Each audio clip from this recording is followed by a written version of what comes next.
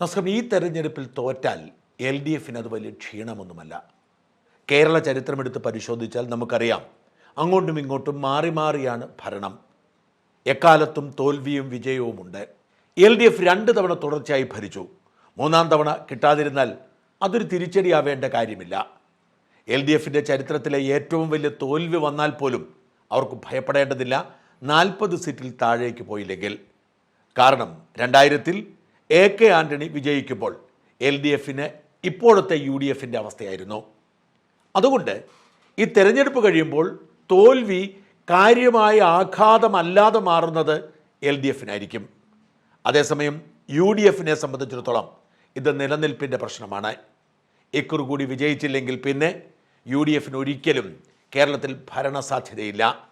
അതുകൊണ്ട് തന്നെ L D എഫിനേക്കാൾ ഈ തെരഞ്ഞെടുപ്പ് നിർണായകമാവുക UDFനാണ്. ജീവൻ മരണ പോരാട്ടമാണ്. ഒരു സീറ്റിൻ്റെ ഭൂരിപക്ഷത്തിലെങ്കിലും 2011 പോലെ അവർക്ക് ജയിച്ചാൽ മതിയാവും. അഥവാ UDF അധികാരത്തിൽ വന്നില്ലെങ്കിൽ പിന്നെ ഒരിക്കലും വരാൻ പോകുന്നില്ല. ലീഗ് അപ്പോൾ തന്നെ LDFൻ്റെ ഭാഗമാവും. പിന്നെ കോൺഗ്രസ് പാർട്ടിക്ക് സ്വപ്നം കാണാൻ പോലും കഴിയാത്ത വിധത്തിൽ പരാജയവും തിരിച്ചടിയുമായിരിക്കും അവരെ കാത്തിരിക്കുന്നത്. എന്നാൽ LDFനേക്കാളും UDFനേക്കാളും നിർണായകമാവുക BJP നേതൃത്വം കൊടുക്കുന്ന NDAക്കായിരിക്കും. അതിൻ്റെ കാരണം കേരളത്തിൽ പഠിച്ച പണി 18 നോക്കിയിട്ടും BJPക്ക് ക്ലച്ച് പിടിക്കാൻ കഴിഞ്ഞിട്ടില്ല. ഏറ്റവും മെച്ചപ്പെട്ട തെരഞ്ഞെടുപ്പ് നടന്നത് 2016 നിയമസഭാ തെരഞ്ഞെടുപ്പിൽ ഒരു സീറ്റ് നേടിയ BJP 2021 അതും നഷ്ടപ്പെടുത്തി. 2024 ലോക്സഭാ തെരഞ്ഞെടുപ്പിൽ നേടിയ തൃശ്ശൂർ സീറ്റ് മാത്രമാണ് BJPയുടെ ആത്മാഭിമാനം സംരക്ഷിച്ചത്. അതിന് തുടർച്ചയായി ഇക്കഴിഞ്ഞ തദ്ദേശ സ്വയംഭരണ തെരഞ്ഞെടുപ്പിൽ 13-ൽ നിന്നും 30ഓളം സ്ഥാപനങ്ങൾ, അതായത് പഞ്ചായത്തുകളും നഗരസഭകളും ഒരു കോർപ്പറേഷനും ചേർത്ത് 30ഓളം സ്ഥാപനങ്ങൾ പിടിച്ചു എന്നത് BJPയുടെ പ്രതീക്ഷ വർദ്ധിപ്പിക്കുന്നു. അതേസമയം നിയമസഭയിൽ ഇക്കുറിയും സംപൂജ്യരായാൽ BJPയുടെ ഭാവി ഇരുണ്ടതാവും. BJP പല പരീക്ഷണങ്ങളിലൂടെ കടന്നുപോയി, പലതരം നേതാക്കളെ പരീക്ഷിച്ചു. അതിൽ ഏറ്റവും ഒടുവിലത്തെ പരീക്ഷണമാണ് രാജീവ് ചന്ദ്രശേഖർ എന്ന കേരളത്തിൽ ജീവിച്ചിട്ടില്ലാത്ത പ്രൊഫഷണലിനെ എത്തിച്ചത്. അതിൻ്റെ ഗുണം ഉണ്ടാവും എന്നാണ് BJP പ്രതീക്ഷിക്കുന്നത്. അതിനാണ് അമിത്ഷാ വന്നിട്ട് പോകുന്നത്, അതിനാണ് മോദി വന്നിട്ട് പോകുന്നത്, അതിനാണ് RSS തമ്പടിച്ച് പ്രവർത്തിക്കുന്നത്. കേരളത്തിൽ BJPക്ക് ഏറ്റവും കുറഞ്ഞത് 5 സീറ്റെങ്കിലും ഇക്കുറി നേടണം. ഈ സീറ്റ് നേടാതെ അവർക്ക് മുമ്പോട്ട് പോകാൻ കഴിയില്ല. അതിനവർ പല തട്ടുകളായി സീറ്റുകൾ തിരിച്ചിട്ടുണ്ട്. ഏതാണ്ട് 30ഓളം സീറ്റുകൾ ഫോക്കസ് ചെയ്യുക, അതിൽ 10എങ്കിലും പിടിക്കാൻ കഴിയുമെന്ന് നോക്കുക, കുറഞ്ഞത് 4-5 സീറ്റ് പിടിക്കുക എന്നതാണ് BJPയുടെ ലക്ഷ്യം. അങ്ങനെ പിടിച്ചാൽ മാത്രമേ UDF വലിയ ഭൂരിപക്ഷത്തിൽ അധികാരത്തിലെത്തുകയും BJP 4-5 സീറ്റെങ്കിലും പിടിക്കുകയും CPM 40 സീറ്റിൽ താഴെ പോവുകയും ചെയ്താൽ BJPയുടെ നല്ല സമയം ആരംഭിക്കും. CPMൽ നിന്ന് BJPയിലേക്ക് ഒഴുക്കാരംഭിക്കും. നേരെ മറിച്ച് UDF അധികാരത്തിൽ വരികയും CPM തോൽക്കുകയും ചെയ്ത ഒരു സാഹചര്യത്തിൽ BJPക്ക് സീറ്റില്ലെങ്കിൽ അവരുടെ ഭാവി ഇരുണ്ടതു തന്നെയാണ്. അതുകൊണ്ട് കൃത്യമായ പദ്ധതിയോടെ കുറച്ച് സീറ്റെങ്കിലും പിടിക്കാൻ അവർ മുമ്പോട്ട് പോവുകയാണ്. അവർക്ക് ഏറ്റവും വലിയ ആഘാതവും തിരിച്ചടിയുമായി മാറിയിരിക്കുന്നത് സുകുമാരൻ നായരുടെയും വെള്ളാപ്പള്ളിയുടെയും സംയുക്ത നിലപാടാണ്. സുകുമാരൻ നായരെയും വെള്ളാപ്പള്ളിയെയും തള്ളിപ്പറയാൻ BJPക്ക് കഴിയില്ല. കാരണം സുകുമാരൻ നായരും വെള്ളാപ്പള്ളിയും ലീഗിനെയും UDFനെയുമാണ് ടാർഗറ്റ് ചെയ്യുന്നത്. എന്നാൽ അക്കൂട്ടത്തിൽ തന്നെ BJPയെയും അവർ കൊട്ടുന്നു. സുകുമാരൻ നായർ തൻ്റെ വിവാദമായ പത്രസമ്മേളനത്തിൽ കേരളത്തിലെ BJP ശബരിമലയ്ക്ക് വേണ്ടി എന്ത് ചെയ്തു എന്ന നിർണായകമായ ചോദ്യമാണ് ചോദിച്ചത്. മാത്രമല്ല സുരേഷ് ഗോപിയെയും CV ആനന്ദ് ബോസിനെയും ഒക്കെ പരിഹസിക്കുകയും ചെയ്തു. കേരളത്തിലെ BJPക്കൊപ്പമല്ല താനെന്ന് പ്രഖ്യാപിച്ചുകൊണ്ടാണ് സുകുമാരൻ നായർ VD സതീശിനെതിരെയും UDFനെതിരെയും ലീഗിനെതിരെയും രംഗത്ത് വന്നത്. അതുകൊണ്ട് തന്നെ സുകുമാരൻ നായരുടെ രംഗപ്രവേശം ഒരു തരത്തിലും തങ്ങൾക്ക് ഗുണം ചെയ്യില്ല. അത് ഗുണകരമാവുന്നത് CPMനാണ് എന്ന ആശങ്ക BJP നേതൃത്വത്തിനുണ്ട്. കേരളത്തിലെ ഹൈന്ദവ വോട്ടർമാരെ തങ്ങൾക്ക് അനുകൂലമായി ധ്രുവി ഏകോപിപ്പിച്ചു കൊണ്ടുവരുമ്പോൾ സുകുമാരൻ നായർ നടത്തിയ ഇടപെടൽ അത് CPMന് ഗുണകരമായേക്കും എന്ന ആശങ്ക BJP നേതാക്കൾക്കുണ്ട്. എന്നാലും അവർ പ്രതീക്ഷ കൈവിടുന്നില്ല.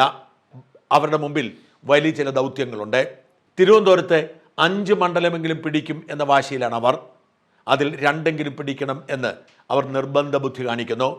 നേമത്ത് രാജീവ് ചന്ദ്രശേഖർ തന്നെ മത്സരിച്ച് വിജയം ഉറപ്പിക്കും എന്നാണ് BJP നേതൃത്വം പറയുന്നത്. വട്ടിയൂർക്കാവിലേക്ക് വിജയസാധ്യതയുള്ള സ്ഥാനാർത്ഥിയെ തേടിക്കൊണ്ടിരിക്കുന്നു.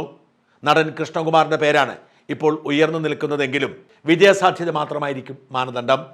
കഴക്കൂട്ടത്ത് വി മുരളീധരനും കാട്ടാക്കട PK കൃഷ്ണദാസുമൊക്കെ വിജയസാധ്യതയോടെ രംഗത്തിറങ്ങുമെന്ന് ഉറപ്പായിട്ടുണ്ട്. എന്തിനേറെ തിരുവനന്തപുരം മണ്ഡലം പോലും പിടിക്കാൻ കഴിയുമെന്ന ആത്മവിശ്വാസം BJPക്കുണ്ട്.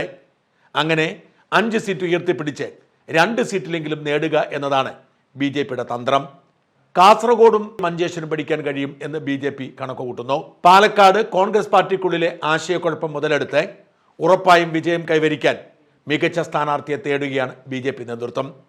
അങ്ങനെ മഞ്ചേശ്വരത്തും പാലക്കാട്ടും വട്ടിയൂർക്കാവിലും കഴക്കൂട്ടത്തും നേമത്തുമൊക്കെ ശ്രദ്ധിച്ചുകൊണ്ട് BJP 5 സീറ്റിന് ഉറപ്പാക്കുമ്പോഴും ചില സീറ്റുകളിൽ രഹസ്യ നീക്കങ്ങളും ശക്തമാണ്. അതായത് BJP ജയിക്കുമെന്നാരും കണക്ക് കൂട്ടാത്ത ചില സീറ്റുകൾ. അതിലേറ്റവും പ്രധാനപ്പെട്ടത് ആലപ്പുഴ ജില്ലയിലെ കായംകുളവും കോട്ടയം ജില്ലയിലെ പൂഞ്ഞാറുമാണ്. കോട്ടയം ജില്ലയിലെ പൂഞ്ഞാറിൽ BJPക്കുള്ള സാധ്യത പ്രത്യക്ഷത്തിൽ വിരളമാണ്. എന്നാൽ വലിയ രാഷ്ട്രീയ നാടകങ്ങളും നീക്കങ്ങളുമാണ് അവർ അതിനുവേണ്ടി നടത്തിക്കൊണ്ടിരിക്കുന്നത്. പൂഞ്ഞാർ മണ്ഡലത്തിൻ്റെ ഭാഗമായിരുന്ന 4-5 പഞ്ചായത്തുകൾ ഇപ്പോൾ പാലാ മണ്ഡലത്തിൻ്റെ ഭാഗമായിട്ടുണ്ട്. മാത്രമല്ല മുത്തോലി അടക്കമുള്ള പല പഞ്ചായത്തുകളിലും ഇപ്പോൾ തന്നെ BJPക്ക് മുൻതൂക്കമുണ്ട്. ഈ അനുകൂല സാഹചര്യങ്ങൾ എല്ലാം ഉപയോഗിച്ചുകൊണ്ട് പാലായിൽ ഷോൺ ജോർജിനെ ഇറക്കി ജയിക്കാൻ കഴിയുമെന്ന ആത്മവിശ്വാസം അണിയറ നീക്കം നടത്തുന്നവർ പ്രകടിപ്പിക്കുന്നു. മറ്റ് മണ്ഡലങ്ങളിലെ രാഷ്ട്രീയമല്ല പാലായിലെ രാഷ്ട്രീയം. പാലായിൽ മുസ്ലിം പോപ്പുലേഷൻ വളരെ കുറവാണ്. ഹിന്ദു ക്രൈസ്തവ വോട്ടുകളാണ് അവിടെയുള്ളത്. അതുകൊണ്ട് തന്നെ കാലാകാലങ്ങളായി ക്രൈസ്തവ സ്ഥാനാർത്ഥികൾ ജയിച്ചു വരുന്നു. KM മാണിയുടെ കുത്തക മണ്ഡലമായിരുന്നു അരനൂറ്റാണ്ട്. അതിനുശേഷം മാണി സി കാപ്പൻ LDFിലും UDFിലും നിന്ന് ജയിച്ചു. LDFിൽ നിന്നപ്പോഴും UDFിൽ നിന്നപ്പോഴും ജോസ് കെ മാണി തോറ്റുപോവുകയും ചെയ്തു. ഇക്കുറി ജോസ് കെ മാണി വീണ്ടും പാലായിൽ തന്നെ മത്സരിച്ച് തൻ്റെ പിതാവിൻ്റെ നാട്ടുകാർ തന്നെ കൈവിടില്ല എന്ന ആത്മവിശ്വാസത്തിൽ രംഗത്തിറങ്ങുമ്പോൾ മാണി സി കാപ്പനൊപ്പം ഷോൺ ജോർജ് കൂടി മത്സര രംഗത്തേക്ക് എത്തുകയാണ്. പൂഞ്ഞാറിൽ PC ജോർജിന് പിൻഗാമിയായി ഷോൺ ജോർജ് മത്സരിക്കും എന്നാണ് കണക്കാക്കിയിരുന്നതെങ്കിലും ഷോൺ പൂഞ്ഞാറിലേക്കില്ല, പകരം പാലായിൽ മത്സരിക്കാൻ തീരുമാനിച്ചു എന്നതാണ് ശ്രദ്ധേയമായ കാര്യം. കഴിഞ്ഞ 2 വർഷത്തിലധികമായി പാലാ കേന്ദ്രീകരിച്ച് പ്രവർത്തിക്കുകയാണ് ഷോൺ ജോർജ്. പാലായിലെ രൂപതാ നേതൃത്വവുമായും ജനങ്ങളുമായും നല്ല ബന്ധം ഷോൺ ജോർജിനുണ്ട്. പാലായിൽ ഏതാണ്ട് 20,000-ഓളം ജോസ് കെ മാണി വിരുദ്ധ വോട്ടുകളുണ്ടെന്നും ആ വോട്ടുകളാണ് മാണി സി കാപ്പനെ ജയിച്ചതെന്നുമാണ് രാഷ്ട്രീയ നിരീക്ഷകരുടെ വിലയിരുത്തൽ. എന്നാൽ ജോസ് കെ മാണി വിരുദ്ധ വോട്ടുകൾ ഇക്കുറി പൂർണ്ണമായും തന്നെ ഷോൺ ജോർജ് പിടിക്കുമെന്ന് കണക്കാക്കപ്പെടുന്നു. ഹിന്ദു വോട്ടർമാരുടെ പൂർണ്ണ പിന്തുണയും ക്രൈസ്തവ വോട്ടർമാരിൽ നല്ലൊരു ശതമാനവും ഒരുമിച്ച് ചേരുമ്പോൾ പാല കീഴടക്കാൻ കഴിയുമെന്ന് ഷോൺ ജോർജ് കണക്കാക്കുന്നു. മാണി സി കാപ്പനും ജോസ് കെ മാണിയും തമ്മിലുള്ള ഏറ്റുമുട്ടലിൽ ജോസ് കെ മാണി വിരുദ്ധ വോട്ടുകൾ നേരെ ഷോൺ ജോർജിന് വരുമ്പോൾ ജയിക്കാൻ കഴിയും എന്നാണ് കണക്കുകൂട്ടൽ. അതുകൊണ്ടാണ് സ്വതന്ത്രനായി ഒറ്റയ്ക്ക് മത്സരിച്ച് കഴിഞ്ഞ തവണ 2ാം സ്ഥാനത്തെത്തിയ PC ജോർജ് തൻ്റെ മകനെ പൂഞ്ഞാറിൽ മത്സരിപ്പിക്കാതെ പാലായിൽ തന്നെ മത്സരിക്കുന്നത്. പാലായിലേതുപോലെ തന്നെ മറ്റൊരു അട്ടിമറി വിജയം BJP സ്വപ്നം കാണുന്നത് കായംകുളത്താണ്. BJPയെ സംബന്ധിച്ചിടത്തോളം കാര്യമായ സ്വാധീനമില്ലാത്ത ഒരു മണ്ഡലമായിരുന്നു ഇക്കഴിഞ്ഞ ലോക്സഭാ തെരഞ്ഞെടുപ്പ് വരെ കായംകുളം. എന്നാൽ ശോഭാ സുരേന്ദ്രൻ ആലപ്പുഴയിലെ പാർലമെന്റ് തെരഞ്ഞെടുപ്പിൽ മത്സരിക്കുകയും കായംകുളവും ഹരിപ്പാടുമടക്കം അനേകം ഇടങ്ങളിൽ വലിയ മുന്നേറ്റമുണ്ടാക്കുകയും ചെയ്തു. ശോഭയുണ്ടാക്കിയ തരംഗം ഇപ്പോഴും അവിടെ നഷ്ടപ്പെട്ടിട്ടില്ല.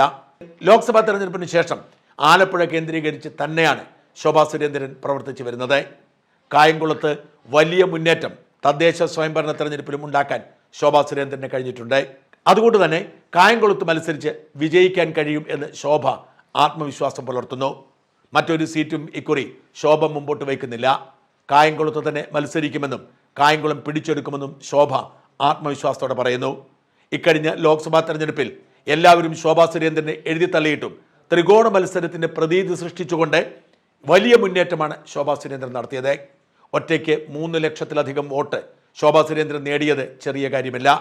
ഏതാണ്ട് ഇരട്ടിയോളമാണ് BJPയുടെ വോട്ട് ശോഭാ സുരേന്ദ്രൻ വർദ്ധിപ്പിച്ചത്. അന്ന് കായംകുളത്ത് CPM നേടിയതിനേക്കാൾ വോട്ട് ശോഭാ സുരേന്ദ്രൻ നേടി. ആ ആത്മവിശ്വാസം തന്നെയാണ് ഇക്കുറി കായംകുളത്ത് അട്ടിമറി വിജയം നേടാൻ കഴിയുമെന്ന വിശ്വാസത്തിൻ്റെ പിന്നിൽ.